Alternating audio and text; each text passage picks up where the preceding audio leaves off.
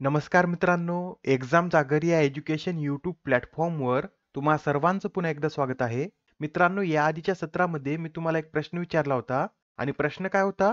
तर international table tennis फेडरेशनच्या संचालन समितीच्या सदस्य बनणाऱ्या पहिल्या भारतीय महिला कोण ठरल्या आहेत? या प्रश्नाचं योग्य उत्तर आहे पर्याय क्रमांक 2 म्हणजेच विटा दानी या इंटरनॅशनल टेबल टेनिस फेडरेशनच्या संचालन समितीच्या सदस्य बनणाऱ्या पहिल्या भारतीय महिला ठरलेल्या आहेत. याबरोबरच सध्या त्या अल्टिमेट टेबल टेनिसच्या अध्यक्षा म्हणून कार्यरत आहेत. आजच्या सत्राचा पहिला प्रश्न पहा. कोणता देश हा 2027 पासून कार्बन केंद्रित वस्तूंच्या आयातीवर कार्बन कर लावणार आहे? तर आता 2027 पासून ब्रिटन हा देश कार्बन केंद्रित वस्तूंच्या आयातीवर कार्बन कर लावणार आहे. आता नुकतीच ब्रिटनने 2027 पासून कार्बन बॉर्डर ऍडजस्टमेंट मेकॅनिझमचा वापर करण्याची घोषणा केली आहे व या मेकॅनिझमद्वारे ब्रिटन लोखंड, पोलाद, ॲल्युमिनियम, सिरॅमिक आणि सिमेंट यासारख्या वस्तूंवर कार्बन बॉर्डर टॅक्स लावणार आहे. आता हा जो कर आहे हा कशा पद्धतीने लावण्यात येईल? तर परदेशातून ब्रिटनमध्ये ज्या वस्तू आयात केल्या जाणार आहेत त्या तयार करताना किती प्रमाणात कार्बन उत्सर्जन झाले असेल आणि युके मधील कार्बनच्या किमती यांच्यातील फरकावर हे कर दर अवलंबून असतील. मित्रांनो, याआधी युरोपियन युनियनने कार्बन बॉर्डर ऍडजस्टमेंट मेकॅनिझम हे 1 जानेवारी 2026 पासून लागू करण्याचा निर्णय घेतलेला आहे व त्यानंतर ब्रिटनने सुद्धा असा निर्णय घेतलेला आहे. बरं, ब्रिटन हा हे मेकॅनिझम वापरणारा जगातील पहिलाच देश असणार आहे. यासच युरोपियन युनियन सुद्धा असे मेकॅनिझम वापरणारी जगातील पहिलीच संघटना असणार आहे. प्रश्न क्रमांक 2. 2023च्या आंतरराष्ट्रीय लैंगिक समानता पुरस्काराने कोणत्या देशाच्या एनजीओला सन्मानित करण्यात आले? तर हा 2023चा आंतरराष्ट्रीय लैंगिक समानता पुरस्कार अफगाणिस्तानच्या एनजीओला देण्यात आलेला आहे. हा जो पुरस्कार आहे हा पुरस्कार या एनजीओला महिलांच्या हक्कांना प्रोत्साहन आणि संरक्षण देण्यासाठी देण्यात आलेला आहे. या पुरस्काराचे वितरण फिनलँडचे पंतप्रधान पेटेरी आरोपो यांच्या हस्ते करण्यात आला असून हा पुरस्कार अफगाणिस्तानमधील या एनजीओच्या प्रतिनिधी मेहबूबा सिराज यांनी स्वीकारलेला आहे. या पुरस्काराचं स्वरूप काय आहे?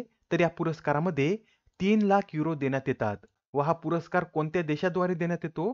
तर फिनलँड या देशाद्वारे हा पुरस्कार देण्यात येतो. याआधी 2021 मध्ये हा पुरस्कार वी विल स्टॉप फेमिसाइड या प्लॅटफॉर्मला देण्यात आला होता. मित्रांनो, याआधी जे काही महत्त्वाचे पुरस्कार देण्यात आले आहेत ते सुद्धा आपण एकदा रिवाइज करून घेऊया. तर पहा, FIH goalkeeper of the year पुरस्कार Savita Punia, FIH player of the year Hardik Singh, Leif Erikson lunar पुरस्कार इस्रो, रवींद्रनाथ टागोर साहित्य पुरस्कार सुकृता पॉलकुमार, तर सामाजिक यशासाठी रवींद्रनाथ टागोर पुरस्कार Abhijit Banerjee, golden owl award Sumit Mahajan, major Rohit आणि सनी शर्मा यांना देण्यात आलेला आहे व हा पुरस्कार श्रीलंका या देशाद्वारे देण्यात येतो. मराठी भाषेसाठीचा साहित्य अकादमी पुरस्कार Krishnat Khot, national order of merit gold medal doctor Poonam Khetrapal Singh, major Dhyan Chand Khel Ratna पुरस्कार चिराग चंद्रशेखर शेट्टी व रंकीरेड्डी सात्विक साईराज आणि गोल्डन रॉयल बंगाल टायगर पुरस्काराने चिल्ड्रन ऑफ नोबडी या चित्रपटाला सन्मानित करण्यात आलेला आहे. प्रश्न क्रमांक 3 पहा. WHO द्वारे वॅक्सिन लिस्टमध्ये समावेश करण्यात आलेल्या भारतात निर्मित मलेरिया लसीचं नाव काय आहे? तर आता जी भारतात मलेरियाची लस निर्माण करण्यात आलेली आहे त्या लसीला R21 मॅट्रिक्सियम असं नाव देण्यात आलेलं आहे. ही जी लस आहे या लसीची निर्मिती सिरम इन्स्टिट्यूट ऑफ इंडियाने ऑक्सफर्ड विद्यापीठाच्या सहकार्याने केली आहे व तसेच या लसीने WHO ने ठरवलेली 75 उद्दिष्टे सुद्धा पूर्ण केली आहेत व आता या लसीचा वापर करणारा पहिला देश हा आफ्रिकेमधील घाना ठरणार आहे. आफ्रिकेमधील घाना या देशातील लहान मुलांना ही लस दिली जाणार आहे. मित्रांनो, ही जी लस आहे ही लस 30 वर्षाच्या मेहनतीनंतर सिरम इन्स्टिट्यूट ऑफ इंडियाद्वारे तयार करण्यात आली आहे. मलेरियाविषयी हे सुद्धा नोट करून घ्या. मलेरिया हा प्लाझ्मोडियम विवाक्स या आदिजीवामुळे होतो आणि याचा प्रसार अॅनाफिलिस डासाची मादी करते. या आजारामध्ये काय होतं तर प्लाझ्मोडियम हा आदिजीव शरीरातील लोहित रक्तपेशीवर हल्ला करतो, त्यामुळे मानवी शरीरातील लाल रक्तपेशी कमी होतात.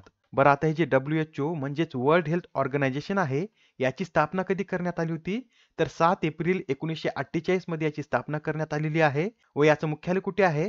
तर स्वित्झर्लंड मधील जिनेवा येथे याचं मुख्यालय आहे आणि सध्या याचे महासंचालक हे टेड्रोस अधानोम हे आहेत. याचं स्क्रीनशॉट काढून घ्या. व आता प्रश्न क्रमांक 14 पहा. यात काय विचारलं आहे तर अचूक विधाने निवडा. पहिलं विधान पहा. पहिल्या दिव्यांग क्रीडा पुरस्कारांमध्ये शीतल देवी यांना सर्वोत्कृष्ट महिला ॲथलीट पुरस्कार जाहीर झाला आहे.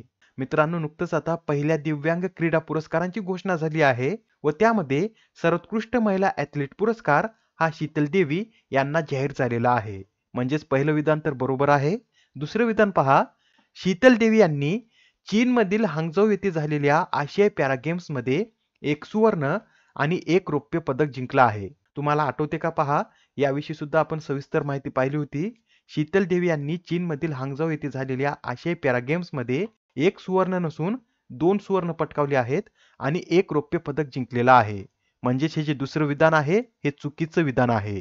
तिसरं विधान पहा, त्यांना नुकताच 2023चा अर्जुन पुरस्कार जाहीर झाला आहे.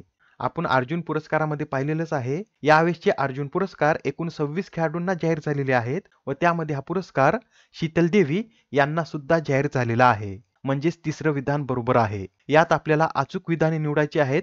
ए व सी हे अचूक विधान आहेत. यासाठी या प्रश्नाचं योग्य उत्तर हे पर्याय क्रमांक 3 आहे. याबरोबरच शीतल देवी यांच्याविषयी हे सुद्धा नोट करून घ्या. शीतल देवी या जम्मू काश्मीरमधील किश्तवाड जिल्ह्याचे रहिवासी आहेत. याआधी त्यांची आशियातील सर्वोत्तम युवा खेळाडू म्हणून सुद्धा निवड झाली आहे. मित्रांनो, येणाऱ्या एक्झाम मध्ये शीतल देवी यांच्यावर नक्की एक प्रश्न विचारण्यात येईल, तर त्यांच्याविषयीचे एवढे सर्व पॉइंट नोट करून घ्या. आणि आता हा प्रश्न पहा, यात काय विचारला आहे, तर प्रथमच देण्यात येणाऱ्या दिव्यांग क्रीडा पुरस्कारात सर्वोत्कृष्ट पुरुष ॲथलीट पुरस्कार कोणाला जाहीर झाला आहे? तर आता या दिव्यांग क्रीडा पुरस्कारातील सर्वोत्कृष्ट पुरुष ॲथलीट पुरस्कार हा सुमित अंतिल यांना जाहीर झालेला आहे. बरं, सुमित अंतिल कोणत्या खेळाशी संबंधित आहेत आणि त्यांनी याआधी 2020च्या टोकियो पॅरा ऑलिम्पिक तसेच 2023च्या पॅरिस पॅरा ॲथलेटिक्स चॅम्पियनशिपमध्ये सुवर्ण पदक पटकावलं होतं. यासच 2022च्या आशियाई पॅरा गेम्समध्ये 73.29 मीटर अंतरावर भाला फेकून नवीन विश्वविक्रम आपल्या नावावर केलेला आहे. त्यांना 2022 मध्ये पद्मश्री तर 2021 मध्ये खेलरत्न पुरस्काराने सन्मानित करण्यात आलं होतं. मित्रांनो, या दिव्यांग क्रीडा पुरस्कारात इतर सुद्धा काही पुरस्कार देण्यात आले आहेत, ते सुद्धा नोट करून घ्या. लाईफ टाईम अचीवमेंट पुरस्कार हा पहिले पॅरा ऑलिम्पिक सुवर्ण पदक विजेते आणि फ्रीस्टाईल जलतरणपटू मुरलीकांत पेटकर यांना जाहीर झालेला आहे. त्यांनी 1972 मध्ये पॅरा ऑलिम्पिक मध्ये सुवर्ण पदक पटकावलं होतं. Major Dhyan Chand team of the year पुरस्कार भारतीय अंधबुद्धिबळ संघाला जाहीर झाला आहे. सर्वोत्कृष्ट अकादमी पुरस्कार हा गौरव खन्ना एक्सेलिया बॅडमिंटन अकादमीला जाहीर झाला आहे. तर सर्वोत्कृष्ट प्रशिक्षकाचा पुरस्कार हा पॅरा बॅडमिंटन प्रशिक्षक गौरव खन्ना यांना जाहीर झालेला आहे. प्रश्न क्रमांक 6. अलीकडेच कोणत्या भारतीय विमानतळाला जगातील सर्वात सुंदर विमानतळापैकी एक म्हणून सन्मानित करण्यात आले? तर नुकतेच आता बेंगलोर विमानतळाला जगातील सर्वात सुंदर विमानतळापैकी एक म्हणून सन्मानित करण्यात आलेला आहे. आणि हे जे बेंगलोर विमानतळ आहे हे केम्पेगौडा आंतरराष्ट्रीय विमानतळ या नावाने ओळखलं जातं व यामधील टर्मिनल 2 ला जगातील सर्वात सुंदर विमानतळापैकी एक म्हणून सन्मानित करण्यात आला आहे व हा सन्मान मिळवणारे हे एकमेव भारतीय विमानतळ आहे. नेक्स्ट क्वेश्चन पहा, 26व्या राष्ट्रीय एकता व युवा नेतृत्व शिबिराचं आयोजन कोणत्या राज्यात करण्यात आले? या प्रश्नाचं योग्य उत्तर आहे पर्याय क्रमांक 2, म्हणजेच या शिबिराचं आयोजन अरुणाचल प्रदेशमध्ये करण्यात आलेलं आहे. अरुणाचल प्रदेशमध्ये कुठे? तर अरुणाचल प्रदेशची राजधानी इटानगर येथे या शिबिराचं आयोजन करण्यात आलं असून याचं उद्घाटन राज्यपाल के.टी. पटनायक यांच्या हस्ते करण्यात आलेला आहे. आणि मित्रांनो, हा जो कार्यक्रम आहे याचं आयोजन केंद्रीय Calcutta science and culture organisation व अरुणाचल प्रदेश सरकारद्वारे संयुक्तपणे करण्यात येत आहे. या कार्यक्रमाची थीम काय आहे? तर विकसित युवक विकसित भारत अशी या कार्यक्रमाची थीम आहे.